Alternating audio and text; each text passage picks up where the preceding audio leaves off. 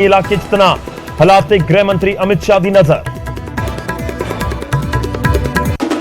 सरकार का 1 महीना पूरा होने ते मुख्यमंत्री मान ने पंजाबियों को दी खुशखबरी। 1 जुलाई तो 300 यूनिट प्रति महीना बिजली की माफ। 2 किलोवाट तक वालियां दा 31 दिसंबर 2021 तक का बकाया भी माफ। मान सरकार के ऐलान से विरोधियों ने चुके सवाल। कांग्रेस और बीजेपी ने पूछा, ऐलान तक कर दिता, कित्थों लियाओगे पैसे? तो अकाली दल ने कहा, जनरल परिवारों नूं भी मिले एससी भाईचारे वांग रियायत। पतित सिखां नूं सरूपा देण ते एसजीपीसी लै सकदी है फैसला। एसजीपीसी मुखी बोले, 26 तारीख की बैठक दे विच करांगे विचार। अकाल तख्त साहब दे वल्लों बनाए नियमां मुताबक पतित सिखां नूं नहीं दिता जांदा सरूपा। पंजाब दे विच फिर वड्डा प्रशासनिक फेरबदल। 32 IAS अफसरां दे तबादले। सिक्ख्या विभाग तो हटा के वाटर सप्लाई विभाग भेजे गए कृष्ण कुमार। जसप्रीत तलवार नूं हायर एजुकेशन का जिम्मा।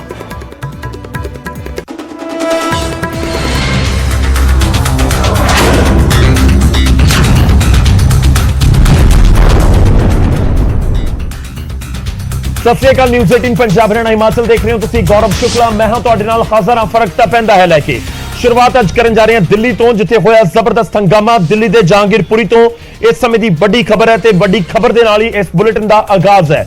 जहांगीरपुरी तो यह बड़ी खबर है। हनुमान जयंती के उत्ते शोभा यात्रा दे विच जबरदस्त हंगामा होया है ते शोभा यात्रा दौरान पत्थरबाजी ते भंन तोड़ भी हुई है। पत्थराव दे विच कई गड्डियां नूं नुकसान पहुंचा है।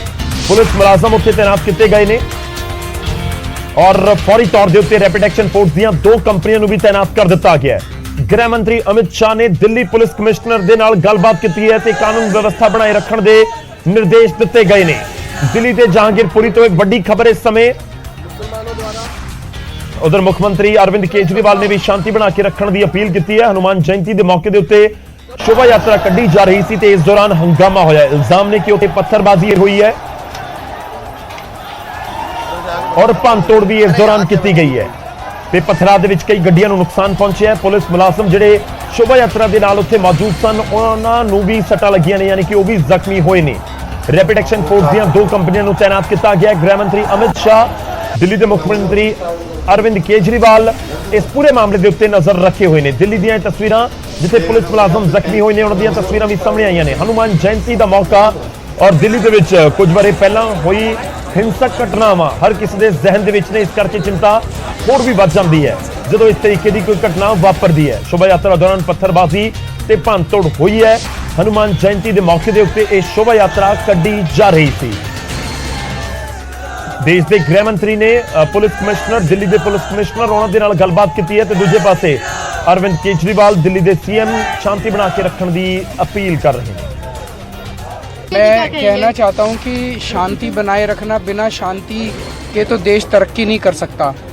सब लोगों को शांति बनाए रखनी है, सब लोगों को व्यवस्था बनाए रखनी है और अगर ज़रूरत पड़े तो जो एजेंसीज़ हैं, जो पुलिस है, जो सरकारें हैं जिनकी जिम्मेदारी है, दिल्ली में केंद्र सरकार की जिम्मेदारी है, तो केंद्र सरकार दिल्ली में शांति व्यवस्था बनाए रखें।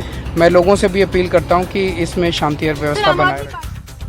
तो दिल्ली के विच पूरा घटनाक्रम वापरिया जो इस तरीके के हालात पैदा हो जाए, तनावपूर्ण हो जाए माहौल, फिर फर्क तो पैंदा है। हुण अगे वधदे ते खबर अमृतसर तो लवांगे। अमृतसर च इट्टां, रोड़े, किरपाना ते फिर फायरिंग हुई। अमृतसर दे विच बदमाशां ने घर नूं निशाना बनाया।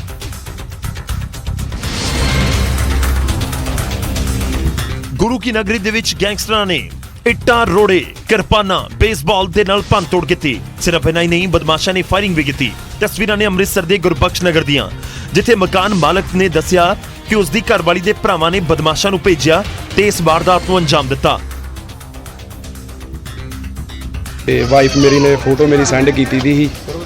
ਉਹਦੇ ਜਿਹੜੇ ब्रदर ने वो काम करते हैं पुट्ठे सिद्धे जे है जेल च ने, उन्हें फैर कढ़े है जी। ये खतरा ही है तुहाडे सामने। करीब 12 तो 14 मुलजम 4 मोटरसाइकिलों के उत्ते सवार होकर आए सन ते वारदात नूं अंजाम दे के फरार हो गए। पुलिस नूं उत्थों खाली खोल भी बरामद होए ने। इनका फैमिली डिस्प्यूट आ। इन्हां दे कहण मुताबक भी इन्हां दे 9 दे भरा आए सीगे कि वो दातर मार के दरवाजा वट गए ते गड्डियां भन्न गए। पीड़ित परिवार मुताबिक उन्होंने पहला भी मुलजमां दीयां जेल चों धमकियां आउंदियां सन। इस घटना ने कानून व्यवस्था ते भी सवाल खड़े किया है। जे इस तरह शरेआम हमले होणगे ਫਿਰ ਫਰਕ ਤਾਂ ਪੈਂਦਾ ਹੈ। ਅਗਲੀ ਖਬਰ ਵੀ ਅੰਮ੍ਰਿਤਸਰ ਤੋਂ ਹੈ, ਜਿੱਥੇ ਚੀਫ ਖਾਲਸਾ ਦੀਵਾਨ ਦੇ ਸਾਬਕਾ ਮੁਖੀ ਚਰਨਜੀਤ ਚੱਡਾ ਦੇ ਪੋਤਰੇ ਦੇ ਉੱਤੇ ਹਮਲਾ ਹੋਇਆ। ਇਹ ਫੋਰਚੂਨਰ ਕਾਰ ਜਿਸ ਦਾ ਸ਼ੀਸ਼ਾ ਟੁੱਟਿਆ ਹੋਇਆ ਹੈ, ਉਹ ਉਹੀ ਕਾਰ ਹੈ ਜਿਸ 'ਚ ਤਕਰੀਬਨ 3 ਸਾਲ ਪਹਿਲਾਂ ਅੰਮ੍ਰਿਤਸਰ ਦੇ ਵੱਡੇ ਬਿਜ਼ਨਸਮੈਨ ਦੇ ਵੱਲੋਂ ਖੁਦਕੁਸ਼ੀ ਕੀਤੀ ਗਈ ਸੀ ਤੇ ਹੁਣ ਉਸੇ ਬਿਜ਼ਨਸਮੈਨ ਦੇ ਬੇਟੇ ਤੇ ਜਾਨਲੇਵਾ ਹਮਲਾ ਹੋਇਆ ਹੈ। ਇਹ ਕਾਰ ਚੀਫ ਖਾਲਸਾ ਦੀਵਾਨ ਦੇ ਸਾਬਕਾ ਮੁਖੀ ਚਰਨਜੀਤ ਸਿੰਘ ਚੱਡਾ ਦੇ ਪੋਤਰੇ ਅਨਮੋਲ ਚੱਡਾ ਦੀ ਹੈ, ਜਿਸ ਤੇ ਅਣਪਛਾਤਿਆਂ ਦੇ ਵੱਲੋਂ ਫਾਇਰਿੰਗ ਕੀਤੀ ਗਈ। ਤੇ ਫਾਇਰਿੰਗ ਹੋਈ ਹੈ ਜੀ, ਉਹਦੇ ਸੰਬੰਧੀ ਇਨਵੈਸਟੀਗੇਸ਼ਨ ਕਰ ਰਹੇ ਹਾਂ। ਕਾਰਨ ਕੀ ਸਮਝਿਆ ਜਾ ਰਿਹਾ ਹੈ? ਕਾਰਨ ਦੌਰਾਨੇ ਤਫਤੀਸ਼ ਪਤਾ ਲੱਗੇਗਾ ਕੀ ਕਾਰਨ ਨੇ। ਅਨਮੋਲ ਚੱਡਾ ਅੰਮ੍ਰਿਤਸਰ ਦੇ ਨਿੱਜੀ ਹੋਟਲ ਦਾ ਮਾਲਕ ਹੈ ਤੇ 2018 ਦੇ ਵਿੱਚ ਅਨਮੋਲ ਦੇ ਪਿਤਾ ਇੰਦਰਜੀਤ ਸਿੰਘ ਨੇ ਖੁਦਕੁਸ਼ੀ ਕਰ ਲਈ ਸੀ। ਹੁਣ ਇਹ ਗੱਡੀ ਤੇ ਹਮਲਾ ਕਈ ਤਰ੍ਹਾਂ ਦੇ ਸਵਾਲ ਖੜੇ ਕਰ ਰਿਹਾ ਹੈ। ਹੁਣ ਮੋਹਾਲੀ ਦਾ ਰੁਖ ਕਰਦੇ ਹਾਂ। ਮੋਹਾਲੀ ਦੇ ਮੁਬਾਰਕਪੁਰ ਚੌਂਕੀ ਦੇ ਵਿੱਚ ਕੰਪਲੇਂਟਸ ਨਹੀਂ ਲਿਖੀਆਂ ਜਾਂਦੀਆਂ ਕਿਉਂਕਿ ਇੱਥੇ ਸਜਦੀਆਂ ਨੇ ਮਹਿਫਿਲਾਂ। ਮੈਨੂੰ ਪਤਾ ਆਪਣੇ ਜਿਆਦਾ ਬੈਠੇ ਦੋ ਬੈਠੇ ਸੀ ਉਹਨਾਂ ਕੀ ਹੈ ਟੇਬਲ ਤੇ ਸ਼ਰਾਬ ਦੀਆਂ ਬੋਤਲਾਂ ਤੇ ਪਾਣੀ ਦੀਆਂ ਬੋਤਲਾਂ। ਤਸਵੀਰਾਂ ਕਿਸੇ ਵਿਆਹ ਜਾਂ ਕਿਸੇ ਅਹਾਤੇ ਦੀਆਂ ਨਹੀਂ, ਸਗੋਂ ਮੋਹਾਲੀ ਦੇ ਮੁਬਾਰਕਪੁਰ ਚੌਂਕੀ ਦੀਆਂ ਨੇ, ਜਿੱਥੋਂ ਦਾ ਇੰਚਾਰਜ ਸਰਕਾਰੀ ਥਾਣੇ ਦੇ ਵਿੱਚ ਸਰਕਾਰੀ ਕੰਮ ਕਰਨ ਦੀ ਬਜਾਏ ਆਪਣੇ ਮਿੱਤਰਾਂ ਦੇ ਨਾਲ ਮਹਿਫਲਾਂ ਸਜਾ ਰਿਹਾ ਸੀ। ਡੇਰਾਬੱਸੀ ਤੋਂ ਵਿਧਾਇਕ ਕੁਲਜੀਤ ਰੰਧਾਵਾ ਨੇ ਰੰਗੇ ਹੱਥੀਂ ਕਾਬੂ ਕੀਤਾ। ਮੈਂ ਪਤਾ ਗੱਲ ਹੈ ਵੀ ਆ ਬੈਠੇ ਨੇ ਵੀ ਉਹਨਾਂ ਜਿਆਦਾ ਦੋਸਤ ਬੈਠੇ ਉਹਨਾਂ ਦੇ ਕਸਮ ਮੈਂ ਆਪ ਹੀ ਨਹੀਂ ਤੇ ਅੱਗੇ ਜਾ ਕੇ ਦੇਖਿਆ ਸ਼੍ਰੀਮਾਨ ਗੁਰਸ਼ਨ ਜੀ ਜਿਹੜੇ ਏਐਸਆਈ ਦੇ ਚੌਕੀ ਚਾਰਜ ਅੱਗੇ ਟੇਬਲ ਦੇ ਉੱਪਰ ਸਾਰਾ ਕੁਝ ਸੱਜਿਆ ਪਿਆ ਸੀਗਾ। ਚੰਗਾ ਦਿਲਾ ਦਾ ਕਹਿੰਦਾ ਚੌਕੀ ਦੇ ਵਿੱਚ ਸ਼ਰਾਬੀ ਹਾਲਤ ਦੇ ਚੌਕੀ ਦੇ ਵਿੱਚ ਮੈਂ ਤਾਂ ਐਸਐਸਪੀ ਸਾਹਿਬ ਨੂੰ ਸ਼ਿਕਾਇਤ ਕੀਤੀ ਹੈ ਡੀਜੀਪੀ ਨੂੰ। ਵਿਧਾਇਕ ਸਾਹਮਣੇ ਏਐਸਆਈ ਨੇ ਕਬੂਲ ਕੀਤਾ ਕਿ ਉਸਨੇ ਇੱਕ ਪੈਗ ਲਗਾਇਆ ਹੈ, ਪਰ ਹਸਪਤਾਲ ਜਾ ਕੇ ਆਪਣੇ ਬਿਆਨਾਂ ਤੋਂ ਮੁੱਕਰ ਗਿਆ।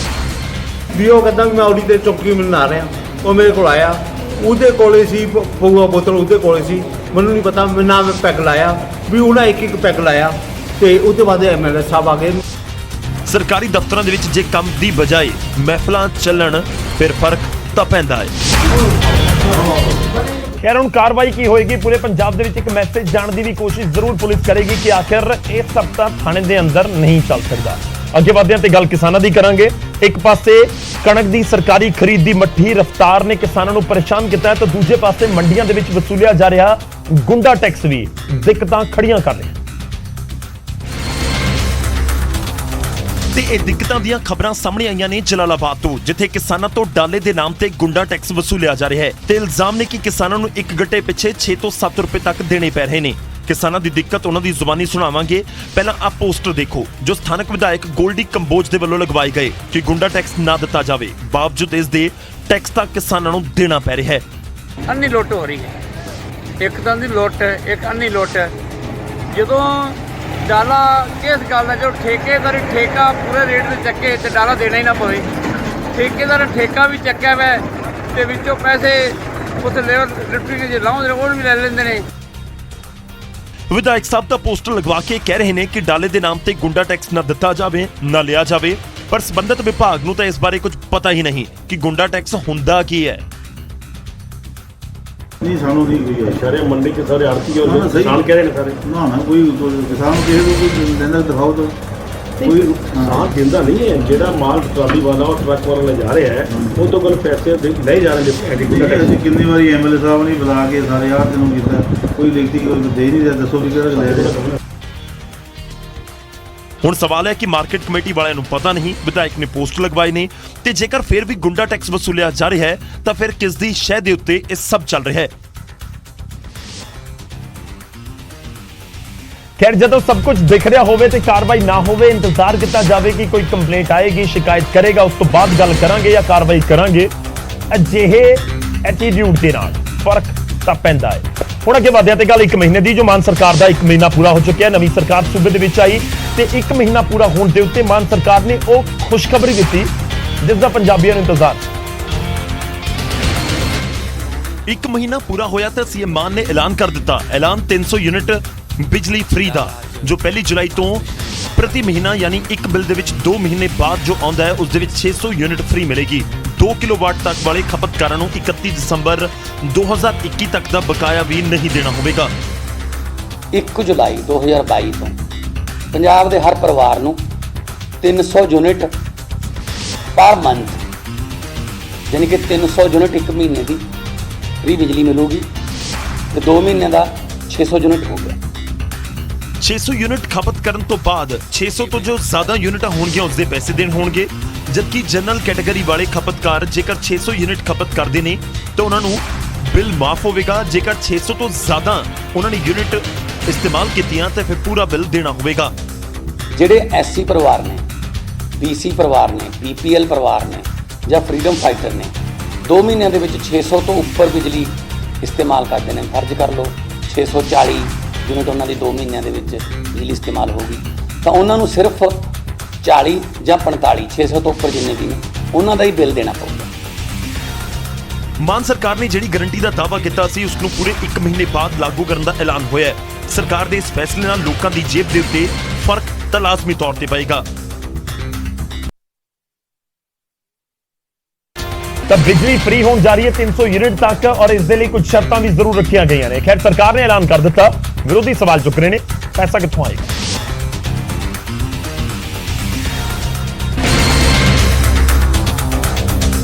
ऐलान होया पर ऐलान तो बाद विवाद भी शुरू हो गया। बिजली मुफ्त नूं लैके विरोधियों ने मान सरकार नूं घेरिया। कांग्रेस पूछ रही है कि ऐलान तो कर दिता है पर पैसा कित्थों लैके आवोगे। सिद्धू ने कहा कि आम आदमी पार्टी चादर तो बाहर पैर पसार रही है। ਪੰਜਾਬ ਦੇ ਮੈਂ ਲੋਕਾਂ ਨੂੰ ਅਵੇਅਰ ਕਰਨਾ ਚਾਹਨਾ ਬਹੁਤ ਕ੍ਰਿਟੀਕਲ ਹਾਲਾਤ ਨੇ। ਗਵਰਨਮੈਂਟ ਨੂੰ ਇਹਦੇ ਤੇ ਵਾਈਟ ਪੇਪਰ ਜਾਰੀ ਕਰਨਾ ਚਾਹੀਦਾ ਇਮੀਡੀਏਟਲੀ ਪੰਜਾਬ ਦੇ ਲੋਕਾਂ ਨੂੰ ਦੱਸਣ ਤੁਹਾਡੀ ਸਿਚੁਏਸ਼ਨ ਕੀ। ਉਧਰ ਅਕਾਲੀ ਦਲ ਤੇ ਬੀਜੇਪੀ ਨੇ ਵੀ ਮਾਨ ਸਰਕਾਰ ਨੂੰ ਸਵਾਲ ਕੀਤੇ। ਉਹਨਾਂ ਕਿਹਾ ਕਿ ਮਾਨ ਸਰਕਾਰ ਸਿਰਫ ਐਲਾਨ ਹੀ ਕਰਦੀ ਹੈ, ਨਾਲ ਹੀ ਜਨਰਲ ਪਰਿਵਾਰਾਂ ਨੂੰ ਵੀ ਐਸੀ ਭਾਈਚਾਰੇ ਵਾਂਗ ਰਿਆਇਤਾਂ ਦੇਣ ਦੀ ਮੰਗ ਹੋਈ। 1 ਮਹੀਨਾ ਪੂਰਾ ਹੋਣ ਤੇ ਐਲਾਨਵੰਤ ਸਿੰਘ ਮੁੱਖ ਮੰਤਰੀ ਸਾਹਿਬ ਨੇ ਇਸ਼ਤਿਹਾਰ ਵੱਡੇ ਜਾਰੀ ਕੀਤੇ ਆ। ਕਰੋੜਾਂ ਰੁਪਈਆ ਪੰਜਾਬ ਦੀ ਜਨਤਾ ਦਾ ਜਿਹੜਾ ਉਹ ਕੀਤਾ ਜਾ ਰਿਹਾ। ਸਭ ਤੋਂ ਪਹਿਲਾਂ ਇਹਨਾਂ ਨੇ ਕਿਹਾ ਕਿ 1 ਜੁਲਾਈ ਤੋਂ 300 ਯੂਨਿਟ ਮਾਫ ਕਰ ਦਾਂਗੇ। ਅੱਜ ਤੋਂ ਹੀ ਕਿਉਂ ਨਹੀਂ? ਰੈਗੂਲੇਟਰੀ ਕਮਿਸ਼ਨ ਅਪਰੂਵ ਕਰੇਗਾ ਕਿਉਂਕਿ ਜਿਹੜਾ ਪਹਿਲਾਂ ਅਸੀਂ ਕਿਸਾਨਾਂ ਦੇ ਮੁਫਤ ਬਿਜਲੀ ਦੇ ਰਹੇ ਹਾਂ 10,000 ਕਰੋੜ ਦਾ ਜਿਹੜਾ ਇੰਸੀਡੈਂਸ ਹੁੰਦਾ ਹੈ ਤੇ ਸਰਕਾਰ ਨੂੰ ਦੇਣਾ ਪੈਂਦਾ ਹੈ ਤੇ ਇਹ ਜਿਹੜਾ ਹੈਗਾ 23,000 ਕਰੋੜ ਦਾ ਬਣਦਾ ਹੈ ਤੇ ਉਸ ਨਾਤੇ ਇਹ ਕਿੱਥੋਂ ਆਏਗਾ ਪੈਸਾ। ਤਾਂ ਵਿਰੋਧੀਆਂ ਦੇ ਵੱਲੋਂ ਸਵਾਲ ਚੁੱਕੇ ਜਾ ਰਹੇ ਨੇ ਕਿ ਪੈਸਾ ਕਿੱਥੋਂ ਆਏਗਾ। ਖੈਰ 300 ਯੂਨਿਟਾਂ ਤਾਂ ਹੋਈਆਂ ਨੇ ਫ੍ਰੀ ਜੋ ਸਰਕਾਰ ਨੇ ਐਲਾਨ ਕੀਤਾ ਹੈ 1 ਜੁਲਾਈ ਤੋਂ ਲਾਗੂ ਹੋਏਗਾ। ਖੈਰ ਜੇ 1 ਮਹੀਨੇ ਦੇ ਵਿੱਚ ਹੀ ਇੰਨਾ ਵੱਡਾ ਵਾਅਦਾ ਪੂਰਾ ਕਰਨ ਦਾ ਸਰਕਾਰ ਦਾਅਵਾ ਕਰ ਰਹੀ ਹੈ ਫਿਰ ਫਰਕ ਤਾਂ ਪੈਂਦਾ ਹੈ। ਹੁਣ ਅੱਗੇ ਵਧਦੇ ਤੇ ਗੱਲ ਨਵਜੋਤ ਸਿੰਘ ਸਿੱਧੂ ਦੀ ਕਰਾਂਗੇ। ਪ੍ਰਧਾਨਗੀ ਜਾਣ ਤੋਂ ਬਾਅਦ ਨਵਜੋਤ ਸਿੰਘ ਸਿੱਧੂ ਪਹਿਲੀ ਵਾਰ ਬੋਲੇ ਨੇ, ਨਿਊਜ਼ 18 ਦੇ ਉੱਤੇ ਗੱਲਬਾਤ ਕੀਤੀ ਤੇ ਮੁੜ ਤੋਂ ਆਪਣਿਆਂ ਨੂੰ ਹੀ ਘੇਰ ਲਿਆ।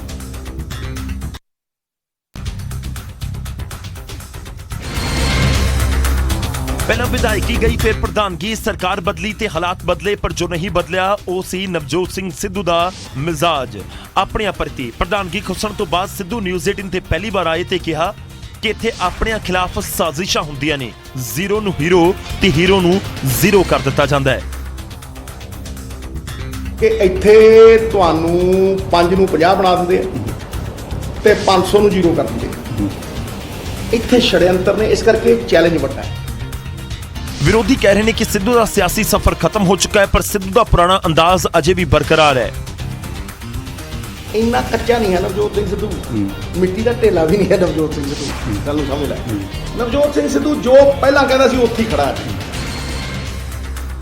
सिद्धू खिलाफ साजिश कौन कर रहा है ते किहड़ी सियासत है ਇਹ ਤਾਂ ਅਜੇ नहीं पता पर नवजोत सिद्धू ਦੇ ਬਿਆਨਾਂ ਨਾਲ ਸਿਆਸੀ मैदान ਦੇ ਉੱਤੇ फर्क ਤਾਂ ਪੈਂਦਾ ਹੈ।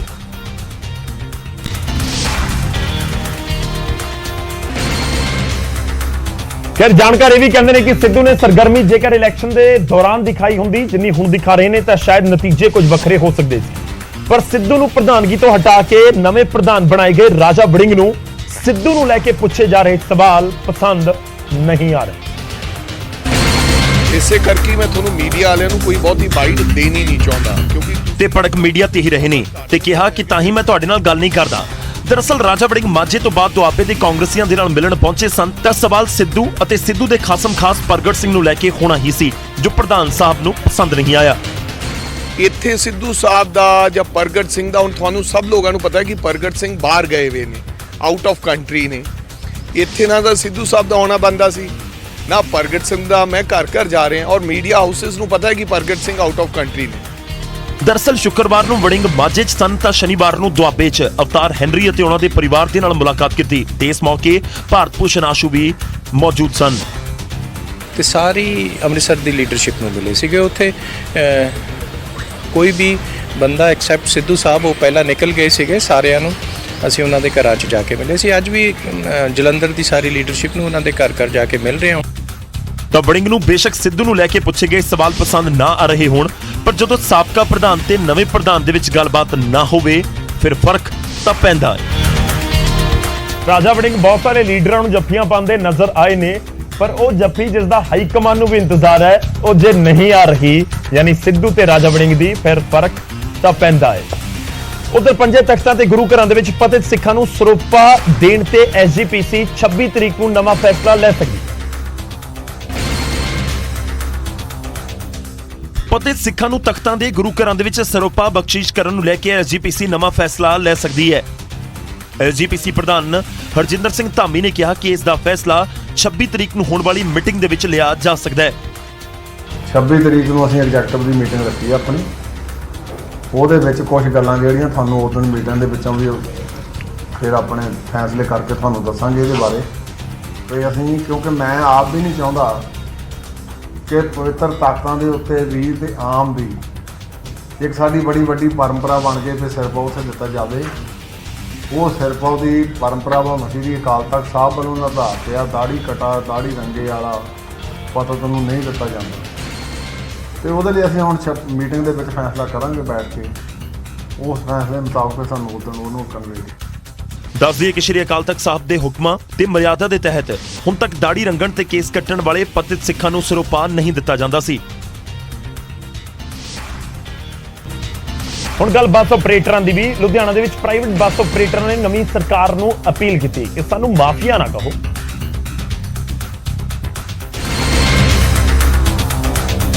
ਅਸੀਂ ਮਾਫੀਆ ਨਹੀਂ ਆ, ਅਸੀਂ ਮਾਫੀਆ ਨਹੀਂ ਆ, ਇਹ ਸ਼ਬਦ ਨੇ ਪ੍ਰਾਈਵੇਟ ਬੱਸ ਆਪਰੇਟਰਾਂ ਦੇ, ਜਿਨ੍ਹਾਂ ਨੇ ਸਰਕਾਰ ਨੂੰ ਅਪੀਲ ਕੀਤੀ ਹੈ ਕਿ ਸਾਨੂੰ ਮਾਫੀਆ ਸ਼ਬਦ ਦੇ ਨਾਲ ਨਾ ਬੁਲਾਇਆ ਜਾਵੇ। ਨਾਲ ਹੀ ਕਰੋਨਾ ਦੌਰਾਨ ਟੁੱਟੇ ਟੈਕਸਾਂ ਨੂੰ ਭਰਨ ਦੇ ਵਿੱਚ ਵੀ ਸਰਕਾਰ ਦਾ ਉਹਨਾਂ ਨੇ ਸਹਿਯੋਗ ਮੰਗਿਆ। ਸਾਨੂੰ ਪਿਛਲੀ ਸਰਕਾਰ ਦੇ ਮੰਤਰੀ ਸਾਹਿਬ ਜਿਹੜੇ ਸੀਗੇ ਟਰਾਂਸਪੋਰਟ ਮਿਨਿਸਟਰ ਜੀ, ਉਹਨਾਂ ਨੇ ਸਾਨੂੰ ਮਾਫੀਆ ਵਰਡ ਸਾਡੇ ਨਾਲ ਜੋੜਤਾ, ਜਦੋਂ ਕਿ ਅਸੀਂ ਨਾਰਮਲ ਟਰਾਂਸਪੋਰਟਰਸ ਹਾਂ ਜੀ। ਜੱਦੀ ਪੁਸ਼ਤੀ ਸਾਡਾ ਕੰਮ ਹੈ ਇਹ। ਪ੍ਰਾਈਵੇਟ ਬੱਸਾਂ ਵਾਲਿਆਂ ਨੇ ਕਿਹਾ ਕਿ ਜੇ ਸਰਕਾਰ ਸਾਡੀ ਭਰਪਾਈ ਕਰ ਦੇਵੇ ਤਾਂ ਅਸੀਂ ਵੀ ਮਹਿਲਾਵਾਂ ਦੇ ਲਈ ਬੱਸਾਂ 'ਚ ਸਫ਼ਰ ਫ੍ਰੀ ਕਰ ਦੇਵਾਂਗੇ। ਕਿ ਰੋਡਵੇਜ਼ ਦੀਆਂ ਜਿਹੜੀਆਂ ਬੱਸਸ ਨੇ ਪੀਆਰਟੀਸੀ ਦੀਆਂ ਨੇ, ਉਹ ਓਵਰਲੋਡ ਹੋ ਕੇ ਜਾਂਦੀਆਂ, ਕਿੰਨੀਆਂ ਮਿਸ ਹੈਪਨਿੰਗਸ ਵੀ ਹੋ ਗਈਆਂ। ਵੀ ਇਹ ਚੀਜ਼ ਸਾਡੇ ਤੇ ਵੀ ਲਾਗੂ ਕਰ ਦਿਓ ਜੀ, ਵੀ ਆਰ ਰੈਡੀ। ਅਸੀਂ ਕਿਹੜਾ ਭੱਜਦੇ ਹਾਂ ਜੀ, ਜੋ ਤੁਸੀਂ ਜਿਵੇਂ ਉਹਨਾਂ ਨੂੰ ਕੰਪਨਸੇਟ ਕਰ ਰਹੇ ਹੋ ਇਸ ਚੀਜ਼ 'ਚੋਂ ਉਵੇਂ ਸਾਨੂੰ ਕੰਪਨਸੇਟ ਕਰ ਦਿਓ, ਅਸੀਂ ਵੀ ਤਿਆਰ ਹਾਂ। ਨਿੱਜੀ ਬੱਸ ਆਪਰੇਟਰਾਂ ਦਾ ਦਰਦ ਛਲਕਿਆ। ਉਹਨਾਂ ਦਾ ਕਹਿਣਾ ਕਿ ਜੇ ਅਸੀਂ ਸਰਕਾਰੀ ਦਰਬਾਰੇ ਜਾਂਦੇ ਹਾਂ ਤਾਂ ਸਾਨੂੰ ਮਾਫੀਆ ਕਿਹਾ ਜਾਂਦਾ। ਖੈਰ ਕਿਹਾ ਜਾਂਦਾ ਕਿ ਪੰਜੋਂ ਉਂਗਲਾਂ ਬਰਾਬਰ ਨਹੀਂ ਹੁੰਦੀਆਂ। ਕਿਸੇ ਬੱਸ ਆਪਰੇਟਰ ਦੇ ਵੱਲੋਂ, ਪ੍ਰਾਈਵੇਟ ਬੱਸ ਆਪਰੇਟਰ ਦੇ ਵੱਲੋਂ ਹੋ ਸਕਦਾ ਹੈ ਕਿ ਗਲਤ ਢੰਗ ਦੇ ਨਾਲ ਬੱਸਾਂ ਚਲਾਈਆਂ ਜਾ ਰਹੀਆਂ ਹੋਣ, ਪਰ ਇਸ ਦਾ ਇਹ ਵੀ ਮਤਲਬ ਨਹੀਂ ਕਿ ਸਾਰੇ ਬੱਸ ਆਪਰੇਟਰ ਮਾਫੀਆ ਹੋ ਗਏ। ਹੁਣ ਖਬਰ ਬਠਿੰਡਾ ਤੋਂ, ਜਿੱਥੇ ਦੇ ਇੱਕ ਨਿੱਜੀ ਹੋਟਲ ਦੇ ਵਿੱਚ ਫਿਲਮੀ ਸਟਾਈਲ ਦੇ ਵਿੱਚ 42 ਲੱਖ ਰੁਪਏ ਲੁੱਟ ਕੇ ਲੁਟੇਰੇ ਫਰਾਰ ਹੋ। ਹੁਣ ਜੇ ਰਾਤ ਨੂੰ ਖਾਕੀ ਵਰਦੀ ਵਾਲੇ ਤੁਹਾਡੇ ਘਰ ਜਾਂ ਕਿਤੇ ਹੋਰ ਚੈਕਿੰਗ ਕਰਨ ਦੇ ਲਈ ਆਉਂਦੇ ਨੇ ਤਾਂ ਤੁਸੀਂ 100 ਨੰਬਰ ਦੇ ਉੱਤੇ ਫੋਨ ਕਰੋ। ਜੇ ਖਾਕੀ ਵਰਦੀ ਵਾਲੇ ਤੁਹਾਨੂੰ ਡਰਾ ਧਮਕਾ ਕੇ ਤੁਹਾਡਾ ਸਮਾਨ ਲੈਣਾ ਚਾਹੁੰਦੇ ਨੇ ਤਾਂ 100 ਨੰਬਰ ਦੇ ਉੱਤੇ ਕਾਲ ਕਰੋ। ਜੀ ਹਾਂ, ਇਹ ਤਸਵੀਰਾਂ ਤੁਹਾਨੂੰ ਵੀ ਹੈਰਾਨ ਕਰ ਦੇਣਗੀਆਂ ਕਿ ਕਿਸ ਤਰ੍ਹਾਂ ਬਠਿੰਡਾ ਦੇ ਇੱਕ ਪ੍ਰਾਈਵੇਟ ਹੋਟਲ ਦੇ ਵਿੱਚ 5 ਫਰਜ਼ੀ ਪੁਲਿਸ ਵਾਲੇ ਵਰਦੀ ਪਾ ਕੇ ਪਹੁੰਚੇ ਤੇ 2 ਨੌਜਵਾਨਾਂ ਤੋਂ 42 ਲੱਖ ਰੁਪਏ ਲੁੱਟ ਕੇ ਫਰਾਰ ਹੋ ਗਏ। ਦੱਸ ਦਈਏ ਕਿ ਦੋਵਾਂ ਨੇ ਬਾਹਰ ਜਾਣਾ ਸੀ ਤੇ ਏਜੰਟ ਨੂੰ 42 ਲੱਖ ਰੁਪਏ ਦੇਣੇ ਸਨ। 4 ਜਾਂ 5 ਵਿਅਕਤੀ ਇਹਨਾਂ ਦੇ ਕਮਰੇ ਦੇ ਵਿੱਚ ਆਏ ਤੇ ਇਹਨਾਂ ਨੂੰ ਪੁਲਿਸ ਵਾਲੇ ਬਣ ਕੇ ਕਿ ਤੁਹਾਡੇ ਕੋਲ ਇੰਨੀ ਰਕਮ ਹੈ ਤੇ ਇਸ ਗੱਲ ਦੀ ਅਸੀਂ ਵੈਰੀਫਿਕੇਸ਼ਨ ਕਰਨੀ ਹੈ। ਇਹਨਾਂ ਨੂੰ ਆਪਦੀ ਗੱਡੀ ਦੇ ਵਿੱਚ ਬਿਠਾ ਕੇ ਲੈ ਗਏ। ਰਸਤੇ ਦੇ ਵਿੱਚ ਇਹਨਾਂ ਤੋਂ ਪੁੱਛਗਿੱਛ ਕਰਦੇ ਰਹੇ ਤੇ ਇੱਕ ਪੁਆਇੰਟ ਹਾਈਵੇ ਤੇ ਜਾ ਕੇ ਇਹਨਾਂ ਦੋਨਾਂ ਨੂੰ ਗੱਡੀ ਤੋਂ ਲਾ ਕੇ ਤੇ ਇਹਨਾਂ ਦੇ ਜਿਹੜੇ ਪੈਸੇ ਸੀ ਉਹ ਨਾਲ ਹੀ ਲੈ ਕੇ ਫਰਾਰ ਹੋ ਗਏ। ਪੁਲਿਸ ਮੁਤਾਬਕ ਇਹਨਾਂ ਦੇ ਏਜੰਟ ਫਰਾਰ ਨੇ ਤੇ ਉਹਨਾਂ ਦੇ ਫੋਨ ਵੀ ਬੰਦ ਆ ਰਹੇ ਨੇ। ਪਿੱਛੇ ਹਥਿਆਰਬੰਦ ਲੁਟੇਰਿਆਂ ਨੇ ਕਰੀਬ 2.5 ਲੱਖ ਦੀ ਲੁੱਟ ਨੂੰ ਅੰਜਾਮ ਦਿੱਤਾ। 3 ਲੁਟੇਰੇ ਤੇ ਤਿੰਨਾਂ ਦੇ ਕੋਲ ਹਥਿਆਰ। ਕੈਥਲ ਦੇ ਚੀਕਾ ਦੇ ਵਿੱਚ ਗ੍ਰਾਹਕ ਸੇਵਾ ਕੇਂਦਰ ਦੇ ਵਿੱਚ ਵੜੇ ਇਹ ਤਿੰਨੋਂ ਲੁਟੇਰਿਆਂ ਨੇ ਕਾਊਂਟਰ ਤੇ ਬੈਠੇ ਮੁਲਾਜ਼ਮ ਨੂੰ ਹਥਿਆਰ ਦਿਖਾਏ, ਡਰਾਇਆ ਧਮਕਾਇਆ ਤੇ ਗੱਲੇ ਦੇ ਵਿੱਚ ਪਿਆ ਕੈਸ਼ ਕੱਢਿਆ ਤੇ 2,31,000 ਰੁਪਏ ਲੁੱਟ ਲਏ। ਜਾਣ ਤੋਂ ਪਹਿਲਾਂ ਲੁਟੇਰਿਆਂ ਨੇ ਉਸ ਮੁਲਾਜ਼ਮ ਨੂੰ ਕੁਰਸੀ ਤੇ ਬਿਠਾ ਕੇ ਬੰਨ੍ਹ ਦਿੱਤਾ ਤੇ ਉਸ ਦਾ ਮੋਬਾਈਲ ਵੀ ਖੋਲਿਆ। ਲੁੱਟ ਦੀ ਵਾਰਦਾਤ ਸੀਸੀਟੀਵੀ ਦੇ ਵਿੱਚ ਕੈਦ ਹੋ ਗਈ ਹੈ। ਹਰਿਆਣਾ ਦੇ ਵਿੱਚ ਅਜਿਹੀਆਂ ਵਾਰਦਾਤਾਂ ਨੇ ਕਾਨੂੰਨ ਵਿਵਸਥਾ ਤੇ ਵੀ ਕਈ ਸਵਾਲ ਖੜੇ ਕੀਤੇ ਨੇ। ਹੁਣ ਕੈਥਲ ਤੋਂ ਰੁਕ ਕਰਦੇ ਹਾਂ ਫਰੀਦਾਬਾਦ ਦਾ। ਫਰੀਦਾਬਾਦ ਦੇ ਵਿੱਚ ਦੋ ਅਣਪਛਾਤੇ ਨੌਜਵਾਨਾਂ ਨੇ ਘਰ ਦੇ ਬਾਹਰ ਖੜੀ ਕਾਰ ਨੂੰ ਅੱਗ ਲਗਾ ਦਿੱਤੀ। ਸੀਸੀਟੀਵੀ ਤਸਵੀਰਾਂ ਵੀ ਸਾਹਮਣੇ ਆਈਆਂ।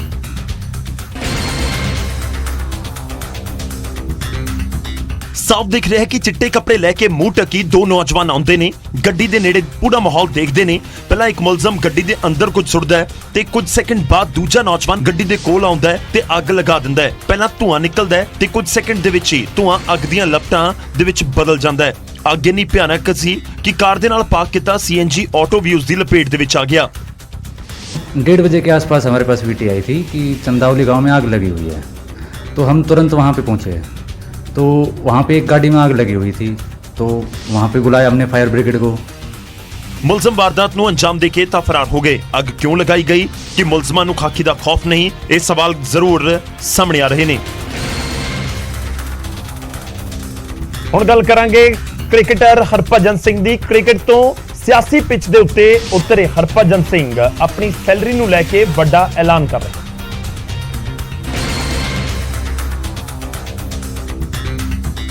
ਆਮ ਆਦਮੀ ਪਾਰਟੀ ਤੋਂ ਰਾਜ ਸਭਾ ਮੈਂਬਰ ਹਰਭਜਨ ਸਿੰਘ ਨੇ ਟਵੀਟ ਕੀਤਾ ਅਤੇ ਕਿਹਾ ਕਿ ਉਹ ਆਪਣੀ ਰਾਜ ਸਭਾ ਮੈਂਬਰ ਦੇ ਵਜੋਂ ਮਿਲਣ ਵਾਲੀ ਸੈਲਰੀ ਨਹੀਂ ਲੈਣਗੇ। ਨਾਲ ਹੀ ਭੱਜੀ ਨੇ ਕਿਹਾ ਕਿ ਮੇਰੀ ਸੈਲਰੀ ਕਿਸਾਨਾਂ ਦੀਆਂ ਧੀਆਂ ਦੀ ਪੜ੍ਹਾਈ ਦੇ ਲਈ ਵਰਤੀ ਜਾਵੇ।